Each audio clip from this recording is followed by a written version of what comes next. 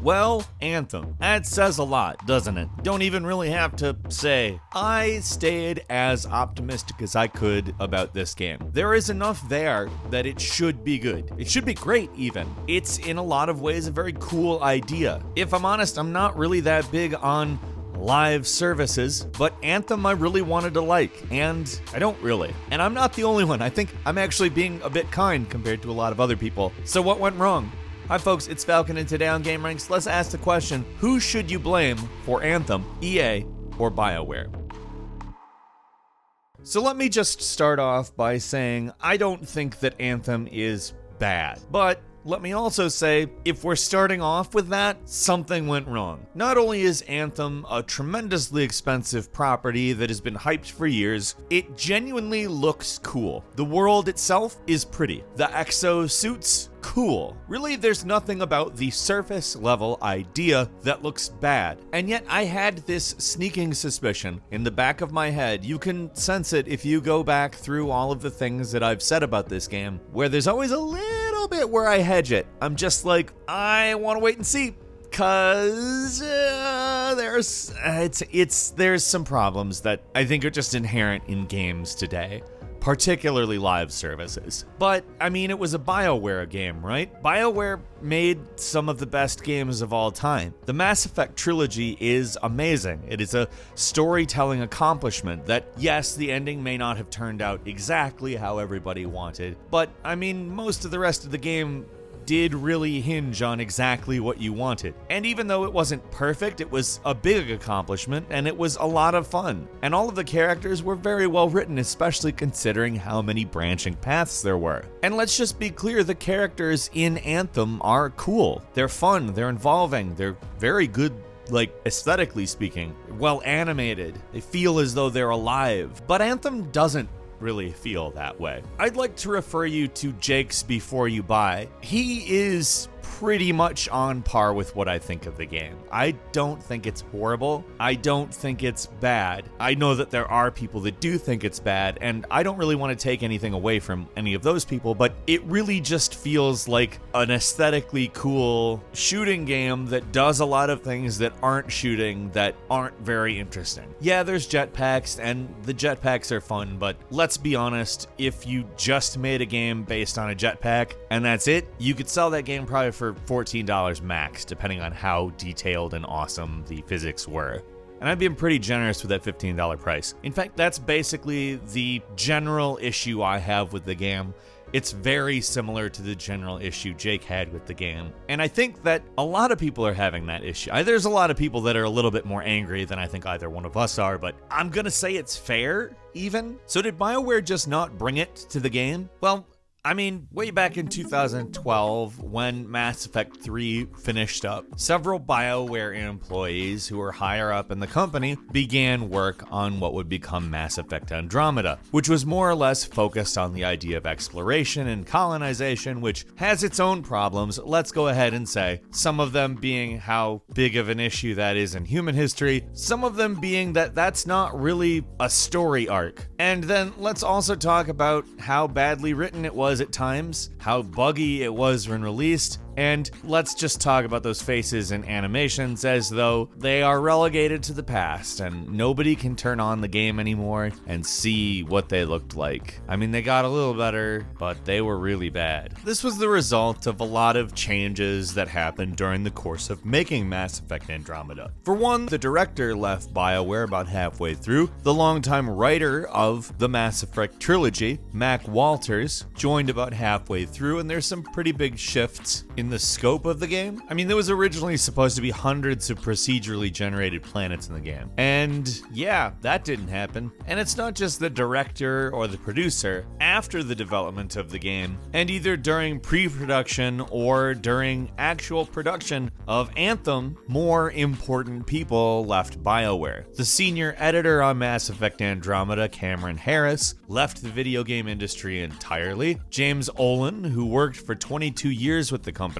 also left. The lead animator, Stephen Gilmore, left. And this one was a really big loss. Drew Karpyshyn, the guy who wrote Knights of the Old Republic and co-wrote the Mass Effect games as well. He left for Fox, who is apparently now making video games. But it's not just BioWare that's been having problems. DICE, the actual creators of the engine that they used, Frostbite, which by the way was not designed for RPGs in the least. In fact, it was designed by DICE for shooter games. And Battlefront and Battlefront 2 really weren't received very well. Let's not even talk about the issues of Battlefield's recent games and how they've been received. In fact, the main game that seems to have gone well for EA is Apex Legends, which is a free-to-play game that they had a really hands-off approach. Why? I don't know. It seems by some shocking revelation, they actually just listened to the developers who said they had to say to EA, this is what we want to do, help us get there. Trust us, this is the thing you want out of us. Somehow, this resulted in no hand from EA in Respawn's pot as they cooked Apex Legends, so to speak. And it's the one that's worked out, which is strange. Hopefully it's a message for EA.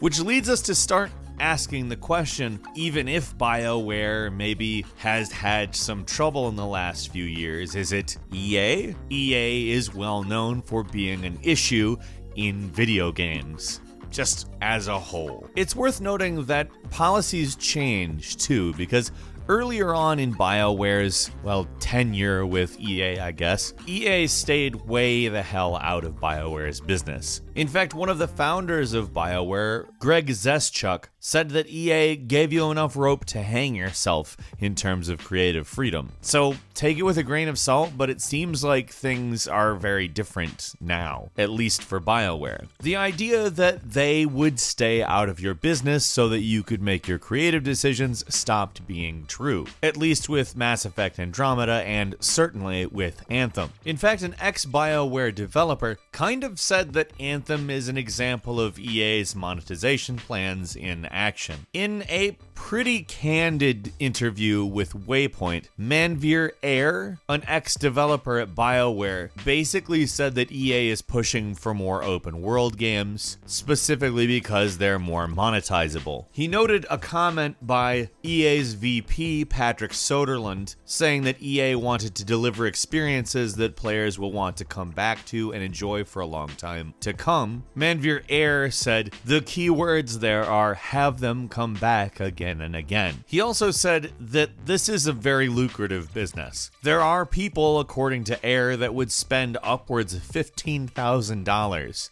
on Mass Effect multiplayer cards. And keep in mind, Mass Effect multiplayer cards, we're talking about Mass Effect Andromeda. They'd spend that kind of money on Mass Effect Andromeda. So how much of these problems are really just because EA wants a game that they can monetize endlessly? I tend to have a difficult time fully blaming the developers for a game that is uninspired, especially with the context of a publisher that demands ways to just extract every cent possible from an experience that people have already bought. That kind of greed is obvious, and it should be obvious every moment you spend in a game saying, what am I doing here? So if we start looking at it from the perspective of what EA is injecting into it, we do come up with kind of a chicken and egg question. Is EA doing this because the quality of BioWare's games has slipped a bit? Is it really fair to say that when the only game they really maybe didn't have that issue with was Mass Effect Andromeda, which was not the entirety of BioWare's work? Or are these problems because BioWare started slipping? It's kind of a cyclical question, and I don't know that there's really an answer. My thought, on the other hand, is that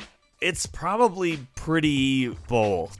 Honestly, whatever BioWare did during the development of Mass Effect Andromeda wasn't just conducive to making a bad game. It was really conducive towards making people not want to work at BioWare anymore. Because, key staff exited. They weren't the only staff that exited. Lower positions were also left empty, vacant. Nobody was hired in their place during the development of a big title. And people see that. BioWare definitely made made some bad decisions, and EA definitely imposed some bad decisions. That same gentleman who was being quite frank, Manveer Air, was saying Anthem is kind of a Destiny clone, and is that really the comfort zone for BioWare? Is that really the game you want BioWare to make? And I don't know. Maybe as a consumer, I would like their take on that, but as a company that knows what they do best, would I have said, hey, do this? Maybe not. I would have said,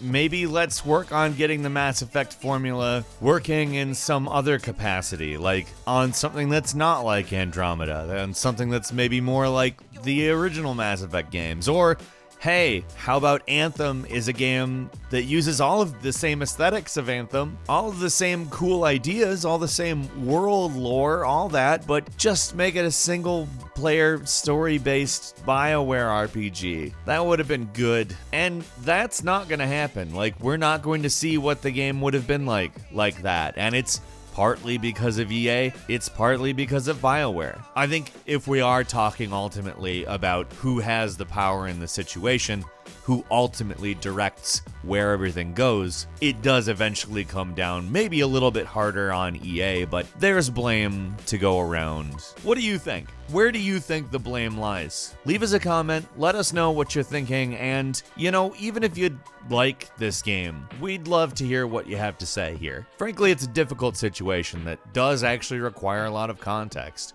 And if you like this video, click the like button. And if you're not subscribed, now's a great time to do so. We upload brand new videos every day of the week. The best way to see them first is, of course, a subscription, so click subscribe, and don't forget to click the notification bell. As always, we thank you very much for watching this video. I'm Falcon. You can follow me on Twitter @FalconTheHero, and we'll see you next time right here on gameranx.